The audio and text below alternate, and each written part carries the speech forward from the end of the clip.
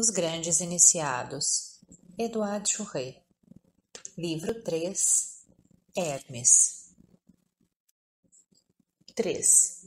Ísis, a iniciação, as provas. No tempo dos Ramsés, a civilização egípcia resplandecia no apogeu de sua glória. Os faraós da 20ª dinastia, discípulos e guardiões dos santuários, sustentavam como verdadeiros heróis a luta contra a Babilônia. Os arqueiros egípcios assediavam os líbios, os bodones, os númidas, até o centro da África.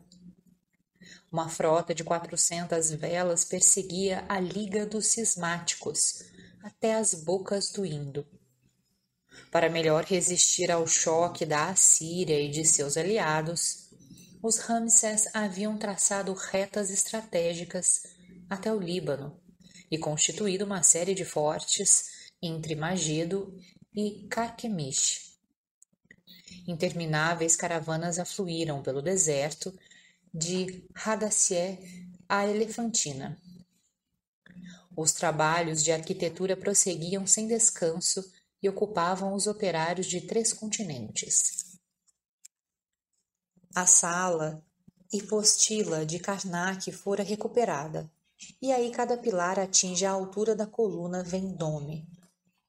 O templo de Ábidos se enriquecia com maravilhosas esculturas e o Vale dos Reis, com grandiosos monumentos. Construía-se em Budasta, em Luxor, em Espeus e Psambu. Em Tebas, um troféu colossal relembrava a tomada de Kadesh. Em Mênfis, erguia-se o Ramession, cercado de uma floresta de obeliscos, estátuas e monolitos gigantes. Em meio a essa atividade efervescente, a essa vida ofuscante, mais de um estrangeiro que aspirava aos mistérios, vindo das plagas longínquas da Ásia Menor ou das montanhas da Trácia, abordava o Egito, atraído pela reputação de seus templos. Ao chegar a Mênfis, ele ficava estupefato. Monumentos, espetáculos, festas públicas, tudo lhe dava a impressão de opulência e de grandeza. Após a cerimônia da consagração real no recesso do santuário, ele viu o faraó sair do templo diante da multidão, exibir o escudo sustentado por 12 oficiais paramentados de seu estado-maior. À sua frente, 12 jovens levitas mantinham sobre almofadas bordadas de ouro as insígnias reais, o cetro dos arbítrios com cabeça de carneiro, a espada, o arco e um jogo de armas. Atrás seguiam a casa real, os colégios sacerdotais e os iniciados nos grandes e nos pequenos mistérios. Os pontífices traziam a tiara branca e em seu peito reluziam como fogo as pedras simbólicas. Os dignatários da coroa ostentavam as decorações do cordeiro, do carneiro, do leão, do lis e da abelha, suspensas por correntes maciças, admiravelmente trabalhadas. As corporações fechavam a marcha com seus emblemas e suas bandeiras desfraldadas. Nota de rodapé número 1. À noite, barcas magnificamente ornamentadas conduziam pelos lagos artificiais as orquestras reais, no meio das quais perfilavam-se em poses hieráticas dançarinas e saltimbancos. Mas não era essa pompa esmagadora que o estrangeiro procurava. O que o trazia de tão longe era o desejo de penetrar no segredo das coisas, a sede de saber. Tinha-lhe dito que nos santuários do Egito viviam magos e hierofantes possuidores da ciência divina.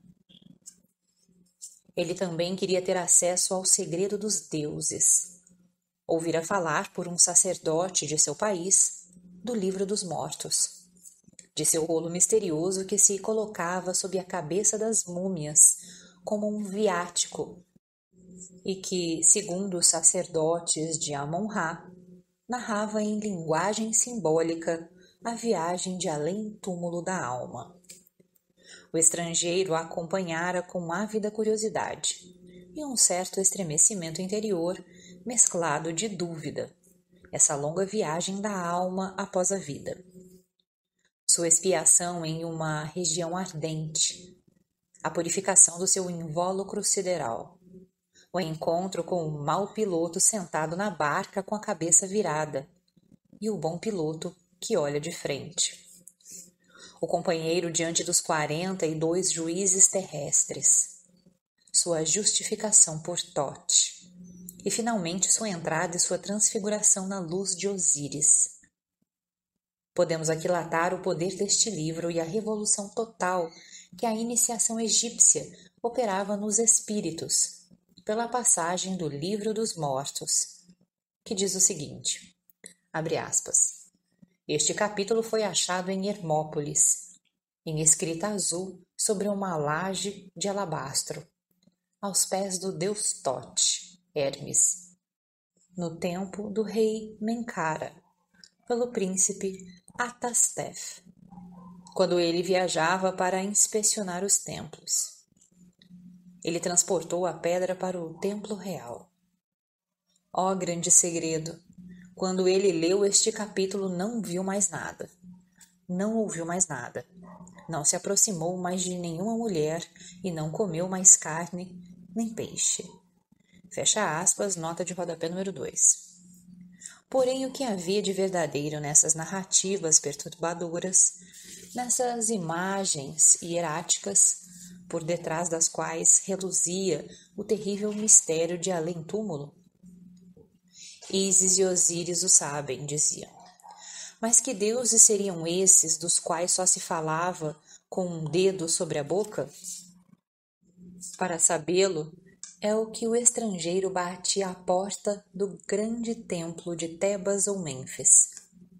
Os servos o conduziam sob o pórtico de um pátio interno, cujos pilares enormes pareciam lotos gigantescos sustentando, com sua força e sua pureza, a arca solar. O templo de Osíris.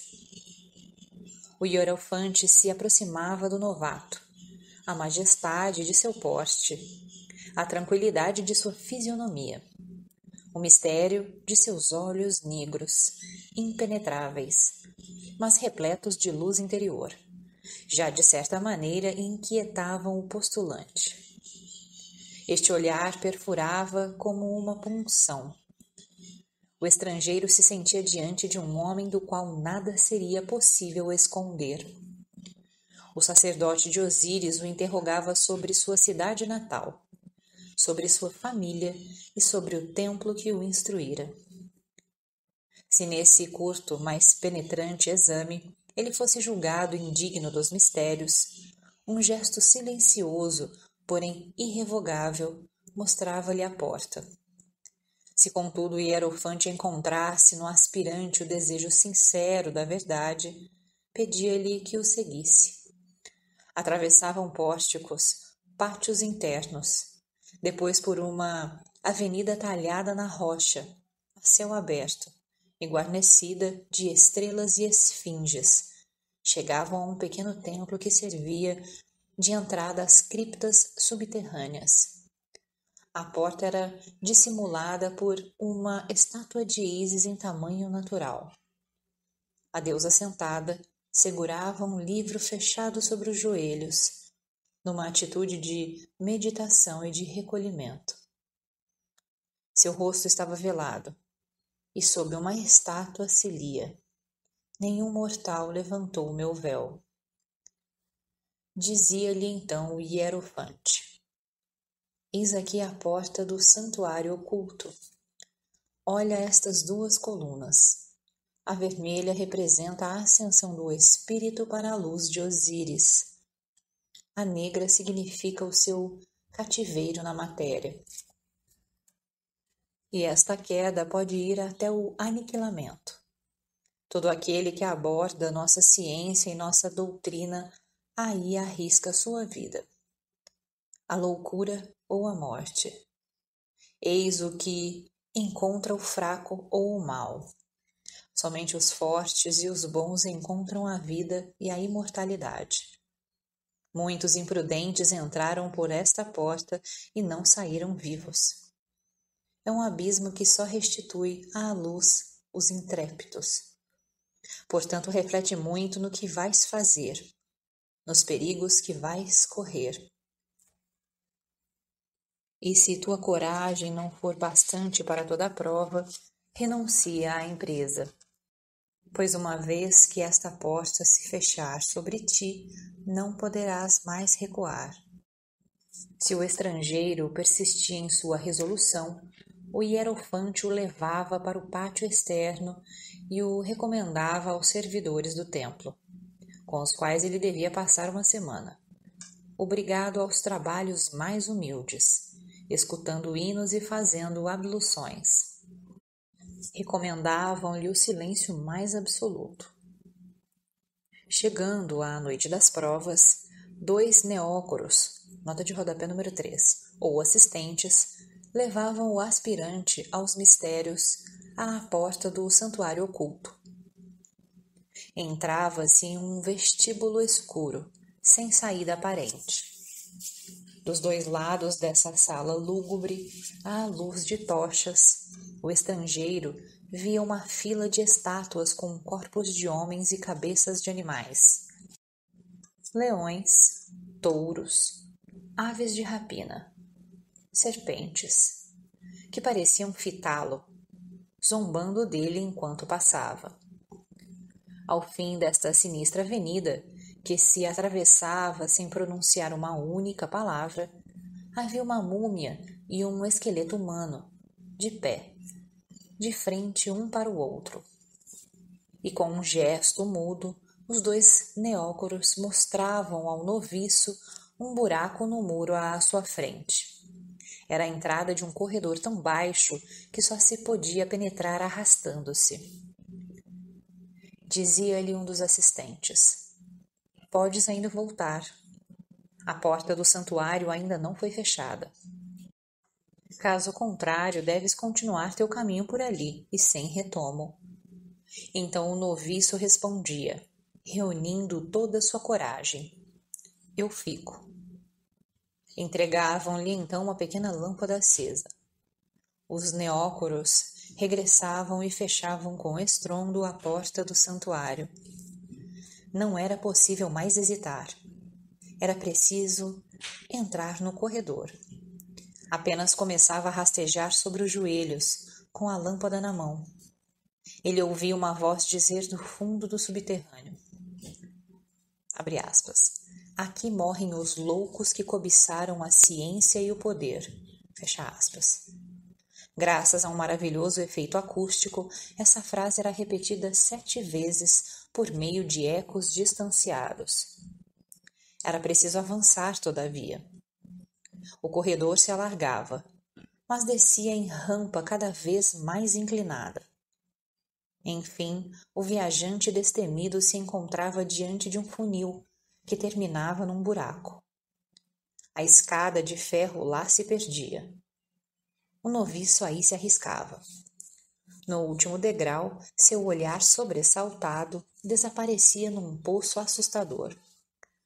Sua pobre lâmpada de nafta, que ele apertava convulsivamente com a mão trêmula, projetava uma luz difusa nas trevas sem fundo. O que fazer? Acima dele, o retorno era impossível. Para baixo, a queda na escuridão, na noite aterradora. Nessa angústia, ele percebia uma fenda à esquerda. Agarrado à escada com uma das mãos e com a outra focalizando a lâmpada, ele aí via degraus. Outra escada. Era a salvação. Para ela se atirava, subia e escapava do abismo. A escada, furando a rocha como uma verruma, subia em espiral. No fim, o aspirante esbarrava numa grande de bronze que dava para uma larga galeria. sustentada por enormes cariátides. Nos intervalos na parede viam-se 2 fileiras de pinturas simbólicas. Havia 12 de cada lado, suavemente iluminadas por lâmpadas de cristal que as belas cariátides seguravam. Um mago chamado Pastóforo, guardião dos símbolos sagrados, abria a grade ao noviço e o acolhia com um sorriso benevolente. Felicitava-o por ter felizmente vencido a primeira prova. Depois, conduzindo-o através da galeria, explicava-lhe as pinturas sagradas. Embaixo de cada uma dessas pinturas havia uma letra e um número. Os 22 símbolos representavam os 22 primeiros arcanos e constituíam o alfabeto da ciência oculta, quer dizer, os princípios absolutos, as chaves universais que, aplicadas pela vontade, tornam-se a fonte de toda a sabedoria e de todo o poder.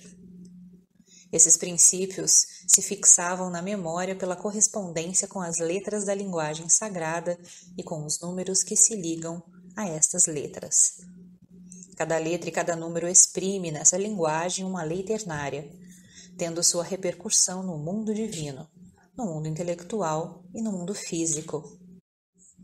Assim como o dedo que tange uma corda da lira faz ressoar uma nota da gama e vibrar todas as suas harmonias, assim também o espírito que contempla todas as virtualidades de um número, a voz que profere uma letra com a consciência de seu alcance, evocam um poder que repercute nos 3 mundos. É assim que a letra A, que corresponde ao número 1, exprime no mundo divino, ser absoluto de onde emanam todos os seres.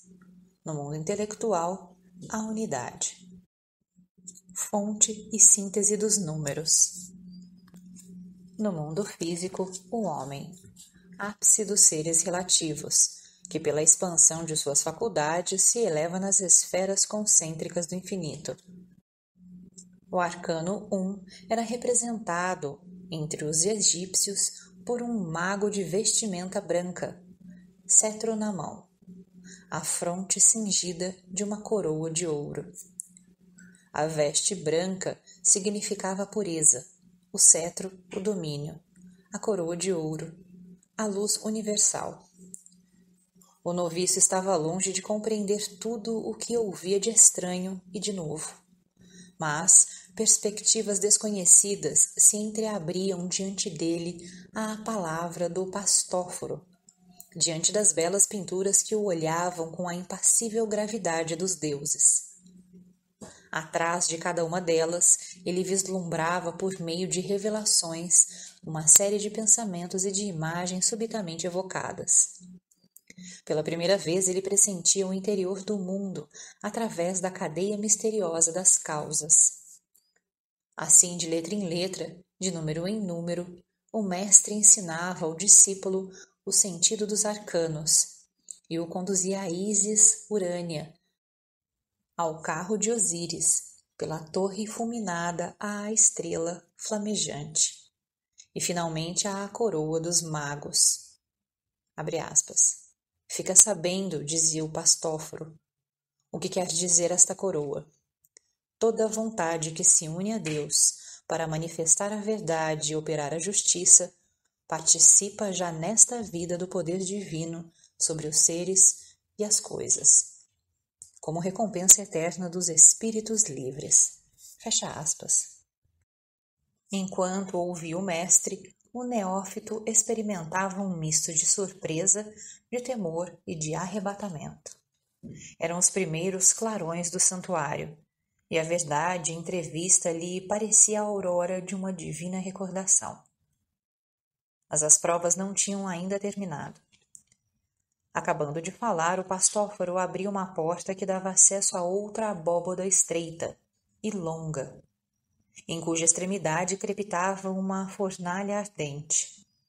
E o noviço trêmulo olhava seu guia e dizia: Mas isto é a morte. Filho, respondia o Pastóforo, a morte só apavora as naturezas abortadas.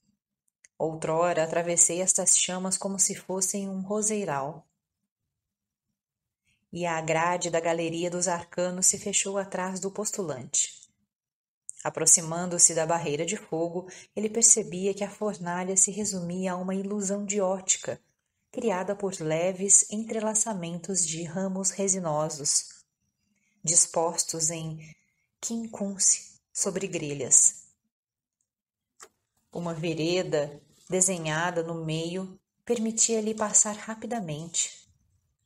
À prova de fogo sucedia à prova d'água.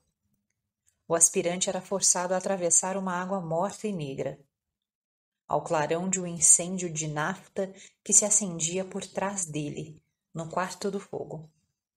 Depois disto, 2 assistentes o conduziam, todo trêmulo ainda, a uma gruta obscura, onde se via apenas um leito macio, misteriosamente iluminado pela meia luz de uma lâmpada de bronze suspensa na abóbada.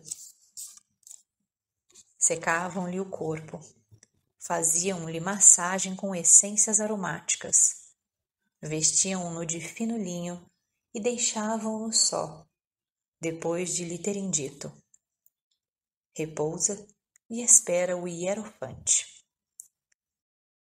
O noviço estendia os membros cansados sobre o tapete suntuoso do leito. Depois das emoções diversas por que passara, esse momento de calma lhe parecia doce. As pinturas sagradas que via, todas aquelas figuras estranhas, as esfinges, as cariátides, voltavam à sua imaginação. Porém, por que uma daquelas pinturas se repetia como uma alucinação?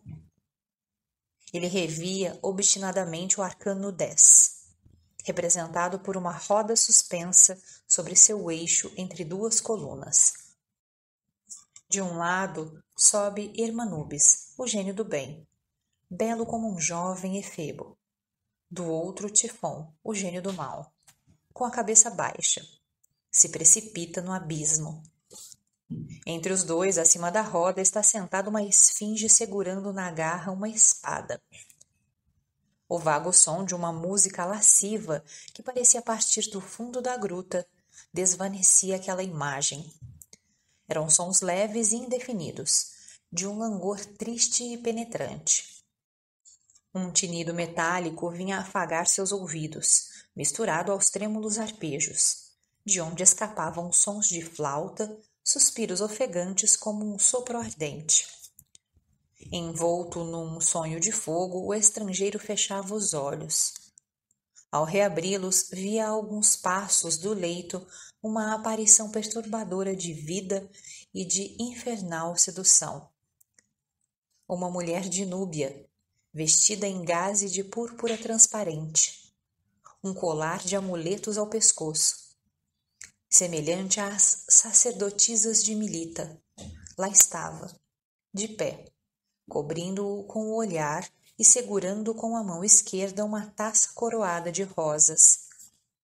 Ela era do tipo núbio, cuja sensualidade intensa e capitosa concentra todos os poderes do animal feminino. Maçãs salientes, narinas dilatadas, lábios pulpudos, como um fruto vermelho e saboroso. Seus olhos negros brilhavam na penumbra. O noviço erguia-se surpreso, não sabendo se devia tremer ou rejubilar-se. Cruzava instintivamente as mãos sobre o peito. Mas a escrava avançava a passos lentos e, com as pálpebras descerradas, murmurava em voz baixa. Abre aspas. Tens medo de mim, belo estrangeiro? Trago-te a recompensa dos vencedores, o esquecimento das penas, a taça da felicidade. Fecha aspas. O noviço hesitava.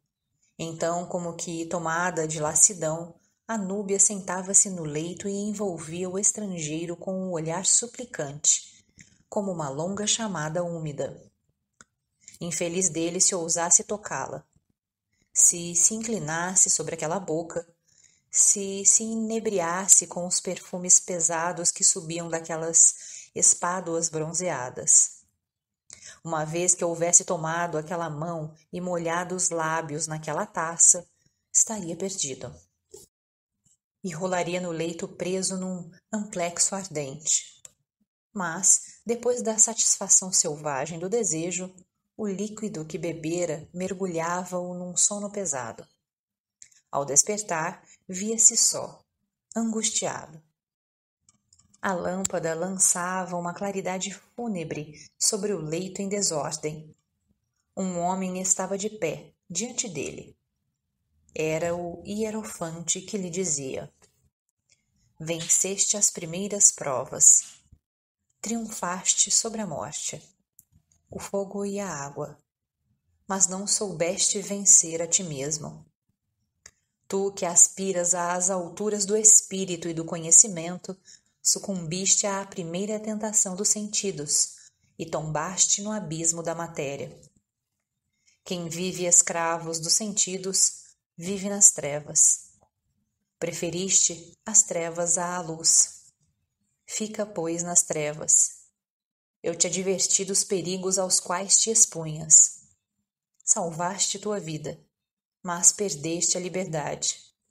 Permanecerás sob pena de morte, escravo do templo.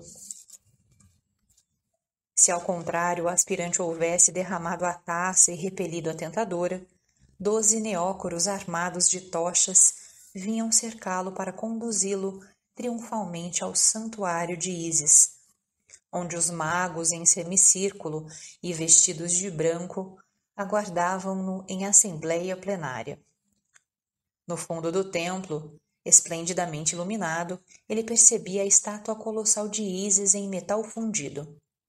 Uma rosa de ouro ao peito e coroada de um diadema de 7 raios de luz, trazendo nos braços o filho Horus. Diante da deusa, o hierofante vestido de púrpura recebia o neófito, e sob as mais terríveis imprecações, mandava-o fazer o juramento do silêncio e da submissão. Então, saudava-o em nome de toda a assembleia como irmão e como um futuro iniciado. Diante destes augustos mestres, o discípulo de Ísis acreditava-se em presença dos deuses, dignificado acima de si mesmo. Pela primeira vez, ele penetrava na esfera da verdade.